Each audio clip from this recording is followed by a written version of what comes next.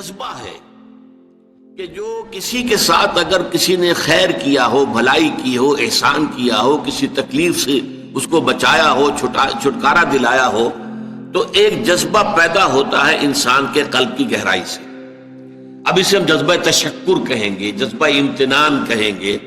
یہ قلب کی گہرائی سے ابھرتا ہے اور پھر زبان پر بھی آتا ہے. آپ کا شکریہ، میں آپ کا شکریہ ادا کرتا ہوں. یہ شکر جو ہے در حقیقت یہ فطرت کی صحت کی علامت ہے.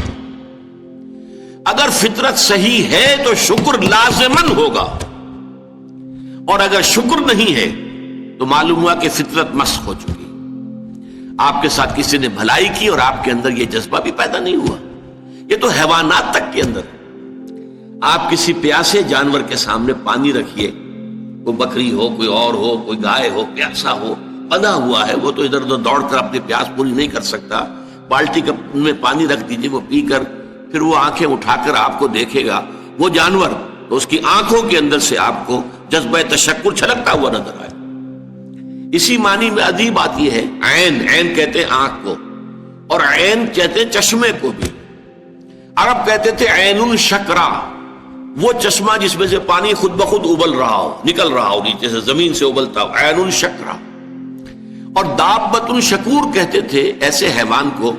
آپ کے ہاں کو گائے ہے، بھینس ہے، بندھی ہوئی ہے، آپ اس کی ٹہل سیوا کر رہے ہیں، اچھی خوراک دے رہے ہیں، غذا دے رہے ہیں، نہلاتے بھی ہیں گائے بھینس کو، تو پھر اس کا ظہور اس کے بدن پر ہونا چاہیے، اس پہ فربہی آنی چاہیے.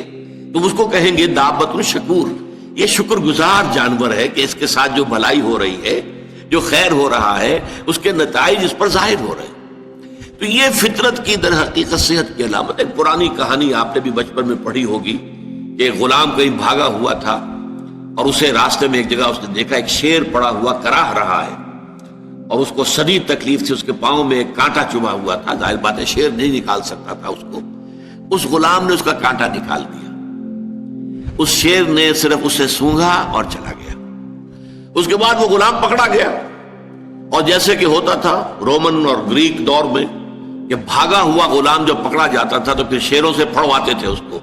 ان کے جو بڑے وہ ہوتے تھے، یہ اسٹیڈیمز بنے ہوئے ہوتے تھے، اس میں آ کر جو ہے اس غلام کو چھوڑ دیا، اور پھر بھوکا شیر جو ہے وہ پنجرے میں سے نکالا تاکہ وہ اس کو بھمبوڑے اور ختم کرے. تو اس نوجوان کو، اس غلام کو بھی پھینکا گیا. اس کے بعد جو شیر کا پنجرا کھولا تو شیر آیا، اس نے سونگا اور اس کو چھوڑ کر علیحدہ بیٹھ گیا. لوگ حیران ہوئے. معلوم ہوا یہ وہی شیر تھا کہ جس کے پاؤں سے کانٹا نکالا تھا اس غلام نے، جبکہ وہ بھاگا پھر رہا تھا، چھپتا پھر رہا تھا جنگلوں میں. بہرحال یہ شے سمجھ لیجئے کہ شکر جو ہے در حقیقت یہ فطرت کی صحت کی علامت ہے. یہاں تک فرمایا حضور نے من لم یشکر الناس لا یشکر اللہ. یہ شکر ایسی شے ہے جو انسانوں کا شکر گزار نہیں ہے، وہ کبھی اللہ کا شکر گزار بھی نہیں ہو سکتا. فطرت مسخ ہو چکی ہے. کسی نے آپ کے ساتھ بھلائی کی اور آپ کے اندر سے وہ جذبہ تشکر ابھرا ہی نہیں، معلوم ہوا فطرت کے سوتے خشک ہو چکے ہیں. وہ کنواں جس کے اندر لانے والے پانی کے سوتے خشک ہو چکے ہیں، پانی کہاں رہے گا اس میں؟ تو خالی کنواں ہے. تمہاری بھی فطرت جو ہے خالی ہو چکی ہے، اور تمہارے اندر وہ جو جذبہ تشکر موجود نہیں ہے، تو گویا کہ فطرت کے سوتے خشک ہو چکے. اب اصل بات کیا ہے اس فطرت کے بعد؟ اصل منعم کو پہچاننا. اب دیکھیے اس کو بھی ذرا غور سے سنیے میری بات کو. بچپن میں ہر بچہ یہ سمجھتا ہے کہ میرے حفاظت کرنے والے، میری ضروریات پوری کرنے والے، میری تکلیف پر تڑپ اٹھنے والے میرے والدین ہیں. اس سے آگے کا اسے بھی پتہ نہیں ہے، احساس نہیں ہے. لہذا جذبہ شکر جو ہے وہ والدین کی ذات کے ساتھ مرتکز ہو جاتا ہے. اس سے ذرا آگے بڑھا، معلوم نہیں میرا کنبہ ہے، میرے چچا ہیں، میرے ماموں ہیں، میرے فلاں ہیں، میرے کنبے قبیلے کے لوگ ہیں، میری قوم ہے، میرا وطن ہے. یہ سب در حقیقت میرے محافظ بھی ہیں، میرے مددگار بھی ہیں، اور میری ضرورتیں پوری کرتے ہیں. یہ جذبہ تشکر اب پھیل رہا ہے والدین سے، اپنے خاندان، قبیلے، قوم. اس کے بعد محسوس ہوتا ہے یہ سائنس کی انتہا ہے کہ یہ سارے عناصر فطرت مجھے پال رہے ہیں. سورج کی حرارت نہ ہو تو فصلیں کیسے پکے؟ سورج کی حرارت نہ ہو تو یہ ہوا، یہ بادل کیسے اٹھے؟ سمندروں سے بخارات. ہوائیں نہ چلیں تو یہ کیسے جو ہے بادل یہاں تک آئیں؟ اور بارش برسے اور پھر میرے لیے گندم جو ہے وہ پیدا ہو، تو کائنات پوری مجھے پال رہی ہے. اور اس میں سب سے بڑی شے جو ہے، یہ سائنس کا یوں سمجھ لیجیے کمال ہے، سب سے بڑی شے سورج ہے. اس لیے کہ یہ بھی کہنا ہے کہ زمین سورج ہی سے ٹوٹا ہوا ایک ٹکڑا ہے، اسی سے سپلنٹر ایک علیحدہ ہوا اور اس کے گرد گھومنا شروع کر دیا. واللہ عالم، یہ علیحدہ بحث ہے، یہ کاسمولوجی کی بحث ہے. لیکن یہ ہے کہ بہرحال ہم جانتے ہیں یہ شکر کا جذبہ پھر آ کر مرتکز ہوتا ہے یہ تمام مظاہر فطرت کے اوپر. اب اس کے بعد صرف ایک چھلانگ لگانے کی ضرورت ہے، وہ چھلانگ جو حضرت ابراہیم نے لگائی تھی. سورہ انعام میں ذکر ہے، انہوں نے ایک تارے کو دیکھا تو کہا اچھا شاید یہ میرا رب ہے.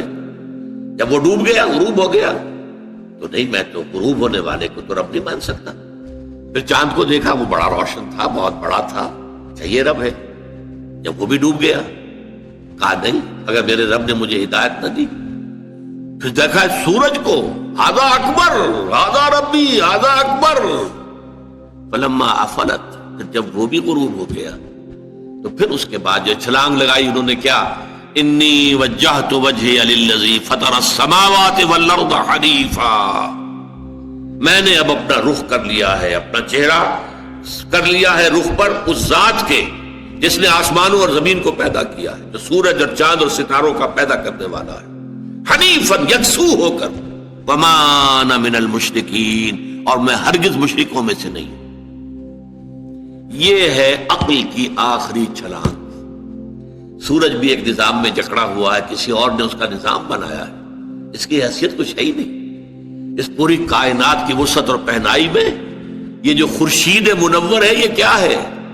یہ ایک ذرے کے مانند ہے. پوری کائنات کی billions and billions of galaxies, اور ہر گیلیکسیز میں billions and billions of stars. اندازہ تو کیجئے اس کی وسعت کا کوئی تصور ممکن ہے؟ انسان کو چکر آتا ہے.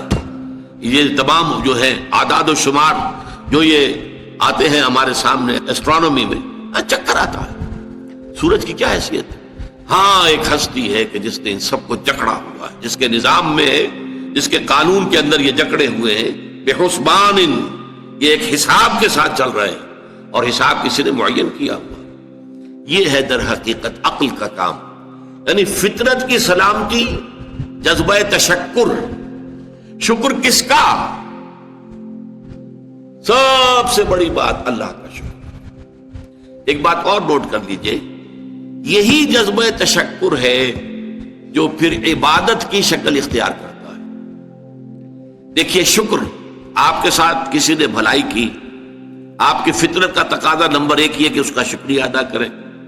نمبر 2 یہ کہ آپ بھی کوشش کریں کہ کوئی میں بھی اس کی خدمت کروں، کو میں اس کو بدلہ دوں. هل جزاء الاحسان الا الاحسان، بھلائی کا بدلہ سوائے بھلائی کے اور کیا ہو سکتا ہے؟ لیکن فرض کیجئے کہ وہ ہستی اتنی بلند و بالا ہو، والدین کی آپ کچھ نہ کچھ خدمت کر کے کچھ کسی درجے میں جو انہوں نے بچپن میں پالا پوسا تھا، کسی درجے میں آپ اس کا جواب، اس کا بدلہ دے سکتے. بڑھاپے میں یہ ہے کہ انہیں فلا تقل لہما اف ولا تنہرہما، انہیں اف تک نہ کہا جائے، انہیں جھڑکا نہ جائے، ان کی اطاعت کی جائے، ان کی فرما برداری کی جائے. ہاں ناحق بات میں ان کی بات نہیں ماننی، شرک پہ مجبور کریں تو ان کو نہیں ماننا، ان کے حکم کو، لیکن باقی یہ اور چیزوں کے اندر ماننا. تو یہ سارا معاملہ یہ کسی نہ کسی درجے میں آپ نے اسے بدلہ دے دیا اور جو بھی ہے. لیکن جہاں کہیں ایسی ہستی کا شکر ہے کہ جسے آپ کو بدلہ دے نہیں سکتے، سورج کو کیا بدلہ دیں گے، وہاں یہی جذبہ تشکر جو ہے جذبہ عبادت میں ڈھل جاتا ہے. ہاتھ جوڑ کے کھڑے ہو گئے سورج کے سامنے، ڈنڈوت کر رہے ہیں، سجدہ کر رہے ہیں. یہ کیا ہے، کیوں ہے؟ یہ وہی جذبہ تشکر ہے کہ اس سورج ہی سے ہمارا سارا نظام چل رہا ہے، میرا پورا وجود یہ در حقیقت اسی کے ذریعے سے اس کی ساری ضرورتیں اور سارے تقاضے پورے ہو رہے ہیں. یہی جذبہ تشکر ہے جو جذبہ عبادت کی شکل اختیار کرتا ہے.